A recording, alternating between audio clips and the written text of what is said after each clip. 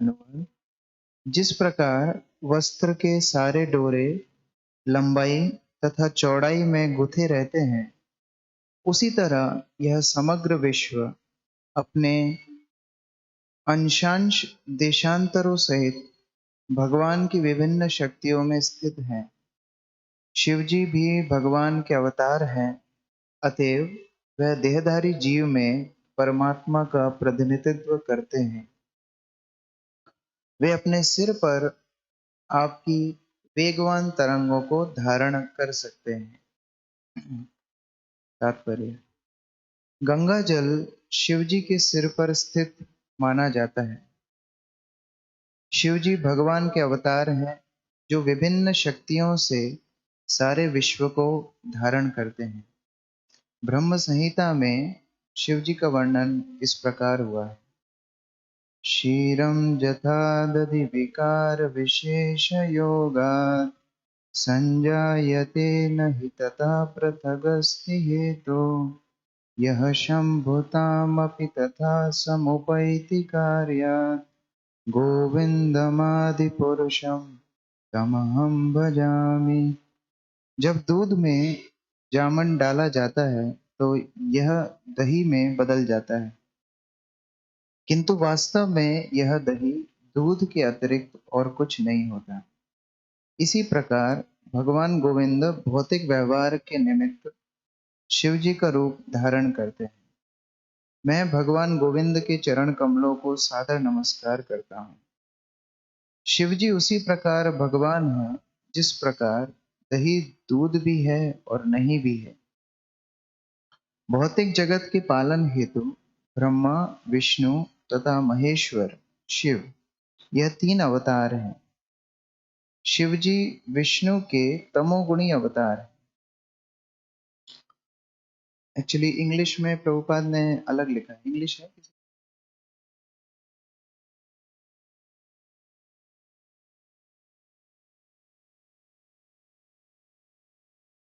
प्रभुपाद ने बोला है कि शिवजी भगवान विष्णु के अवतार हैं तमोगुण के लिए, या हम समझें तमोगुण को शासन करने के लिए।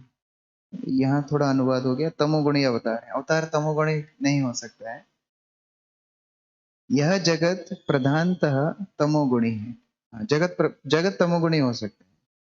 इसलिए शिव जी की उपमा यहाँ सारे विश्व के आशांश देशांतर में दी गई है, जो वस्त्र के तानों बानों के समान होते हैं। यहाँ नवम स्कंद में बहुत सारे वंशावलियों का वर्णन है, और हम महाराज सगर के पुत्र अंशुमान और उनकी वंशावली के बारे में इस अध्याय में पढ़ रहे हैं। पूर्व श्लोकों में हमने देखा कैसे प्रथम अंशुमान तपस्या करते हैं गंगा को पृथ्वी पर भूलोक पर लाने के लिए, लेकिन वे सफल नहीं हो पाते हैं और उनकी मृत्यु हो जाती है। उसके पश्चात उनके पुत्र दिलीप, वे भी प्रयास करते हैं, तपस्या करते हैं, गंगा नहीं आती है। फिर उनके पौत्र, अंशुमान के पौत्र भागीरथ तपस्या करते हैं और उनके फलस्वरूप गंगा आने के लिए तैयार हो जाती है। तो हम एक तरह से सीख सकते हैं कैसे किसी भी कार्य को सिद्ध करने के लिए कई पीढ़ियों का अथक प्रयास लगता है।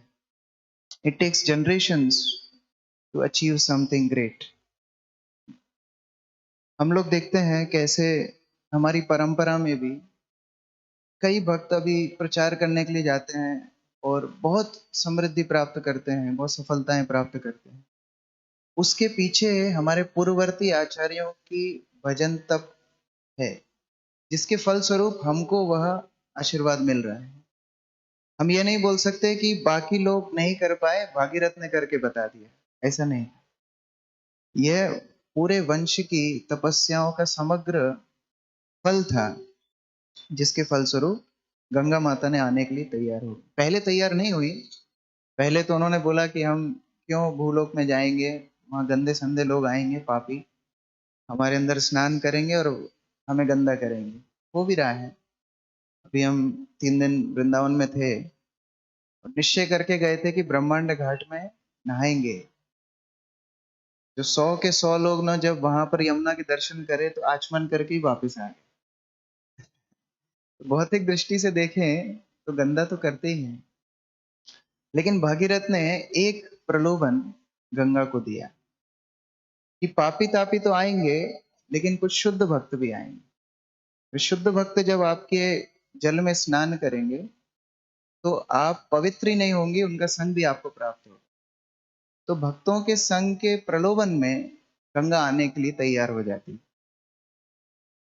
अब जब वो आएंगी तो उनको धारण करने की शक्ति किसमें है, यह भी बड़ा प्रश्न है।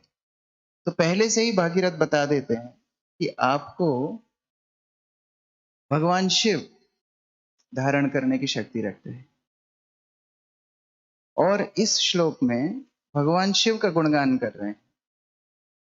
जब हम किसी से कोई कार्य सिद्ध कराना चाहते हैं तो गुणगान करते हैं, लेकिन यहां पर प्रार्थना करने के पहले, अभी आगे के श्लोकों में भागीरथ शिव की तपस्या करेंगे, लेकिन उसके पहले ही पहले शिव का गुणगान कर रहे हैं और बता रहे हैं कि उन्हीं के अंदर यह सामर्थ्य है कि वह आपको धारण कर सकती है। भक्तों के समाज में भी हम देखते हैं, जब हमें अपना कृतज्ञता व्यक्त करनी होती है तो एक सिंपल लाइन है, thank you very much for everything. Simple, सब आपने जो कुछ किया, आप जो भी हैं उसके लिए धन्यवाद। और जब हमें विश लिस्ट देनी होती है, कार्य कराना होता है, तो लंबा मैसेज होता है कि इस तरह ये जरूरत है, आप ऐसा कीजिए वैसा कीजिए। लेकिन वैदिक समाज में हम उल्टा देखते हैं। जितनी भी प्रार्थनाएं हैं, प्रथम स्कंद में हम देखते हैं जब अश्वत्थामा ने ब्रह्मास्त्र छोड़ा, अर्जुन ने देखा कि ब्रह्मास्त्र सामने से आ रहा है और वो 4 श्लोकों में पहले कृष्ण की गुणगान कर रहे हैं। मतलब किसी ने बंदूक से फायर कर दी और हमें किसी से मदद चाहिए तो हम पहले उसका गुणगान करने का समय नहीं प्राप्त कर पाएंगे। लेकिन अर्जुन उस स्थिति में भी उस एटिकेट को, सदाचार को भूले नहीं। इसी प्रकार से बहुत सारी प्रार्थनाएं, जैसे कुंती महारानी की प्रार्थना, पहले कितने सारे श्लोकों में भगवान का गुणगान करती हैं और लास्ट में, अंत में प्रार्थना करती हैं कि मेरी मति आप में हमेशा लगी रहे। तो उस प्रकार से हम देखते हैं यहाँ भी शिव जी का गुणगान पहले है, उसके बाद भगीरथ उनको प्रार्थना करेंगे कि आप हमारी मदद कीजिए। और गंगा शिव जी के और अन्य भक्तों के संग प्राप्त करने के लिए तत्पर हो गई, तैयार हो गई इस पृथ्वी पर आने के लिए। भागवत में अनेक अनेक स्थान पे हम देखते हैं, पृथु महाराज प्रार्थना करते हैं कि मुझे भक्तों का संग मिले। उद्धव प्रार्थना करते हैं कि मैं ब्रज में एक लता बन जाऊं जिससे मुझे वैष्णवों की धूली मिले। तो गंगा माता भी उसी प्रकार से तैयार हो जाती है। अब जब कोई महान व्यक्तित्व, जैसे मान लीजिए हमारे मंदिर में कोई वरिष्ठ सन्यासी या कोई वरिष्ठ प्रभुपाद के शिष्य आते हैं, तो उनको वेलकम करने के लिए कौन जाता है, माला कौन पहनाता है पहले, जो सबसे वरिष्ठ है, सबसे सीनियर है।